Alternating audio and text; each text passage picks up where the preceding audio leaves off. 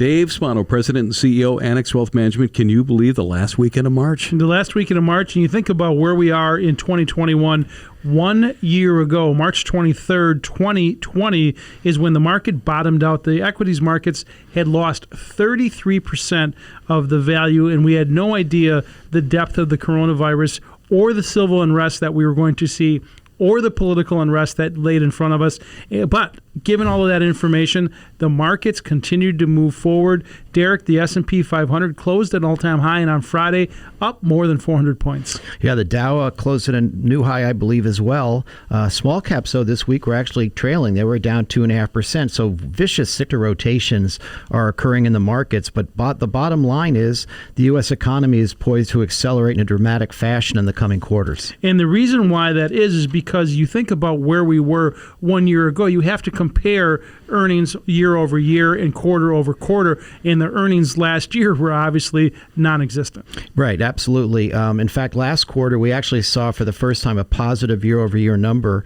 The analysts originally thought it'd be a negative number, but in the first quarter we're looking for 21% earnings growth in the S&P 500, followed by over 40% earnings growth in the second quarter. And while one could say that almost 100% rally from the lows in the S&P 500 and more than that in the small cap index has discounted some of that improvement, analysts continue to move their estimates higher. They do, and you think about not only better earnings, but the fact that stimulus checks have just gone out, $1.9 trillion, just being distributed over the past week.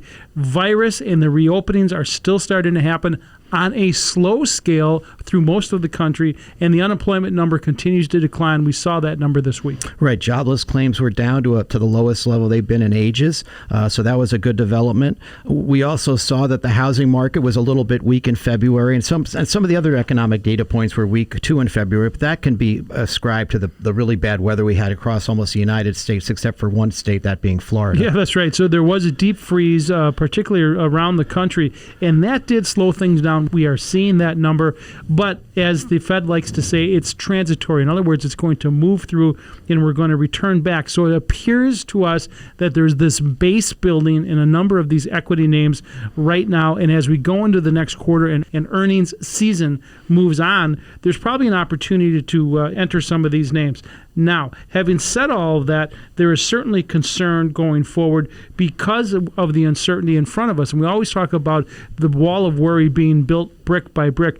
One of those that is being discussed right now is taxation going forward. Now, we would caution people not to run in front of and do any trades in front of the information without knowing really what it is. But it's being leaked right now that we could see higher capital gains, higher income taxes, higher corporate taxes, higher estate taxes, and the like, somewhere in the neighborhood of trillions of dollars. So therefore, there's an opportunity to do some planning. The reason why I bring it up with you, Derek, is any increase in taxes on the corporate side could affect the earnings. It could, certainly in out years. We did a little bit of analysis on this a few months ago during the election, lead up to the election, and we calculated that if the corporate tax went from 21% to 28%, that could lop off about 9 to 10% in S&P earnings on an ongoing basis.